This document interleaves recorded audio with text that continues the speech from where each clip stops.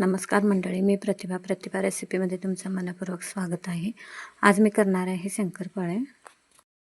मी तर अर्धा किलो मैदा घेतले, 250 ग्राम साखर, 1 वाटी दूध आणि अर्धी वाटी तूप घेतलेलं आहे। तूप मी तर परातामध्ये घालून छान असं त्याच्यामध्ये साखर घालून मिक्स करून घ्यायचं।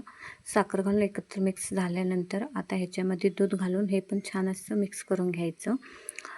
मिक्स झाल्यानंतर आता ह्याच्यामध्ये थोडंसं मैदा घालून घट्टसर असं पीठ मळून घ्यायचं। मी थोडंसं चवीपुरतं मीठ, वेलची पावडर घातले आणि तर घट्ट असं मळून घेतलेलं आहे। 10 मिनटं आपलं झाकण लावून मी बाजूला ठेवते। 10 मिनटानंतर मी ह्याचं आता शंकरपाळे लाटायला घेते।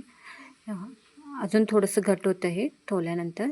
आता मी तो गोळा घेऊन जाडसर असं लाटून घेते। जाडच ठेवायचं म्हटलं तर शंकरपाळे आपले छान होते। आता मी तर चौक आकारमध्ये कापून घेतलेला आहे। तेल मंद आचेवरतीच तेल ठेवायचं, जास्ती नाही, हाय फ्लेमवरती ठेवायचं। मी तर असं सगळे शंकरपाळ्या घालून थोडंसं घालून असं ह्याच्यामध्ये तळून घेते। मंद आचेवरतीच तळून घ्यायचं।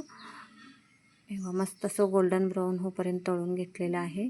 मस्त असं कुसकुशीत आपले शंकरपाळे झालेले आहेत। तुम्ही पण करून पहा आणि प्रतिभा रेसिपीला लाईक, शेअर आणि सबस्क्राईब करा। धन्यवाद।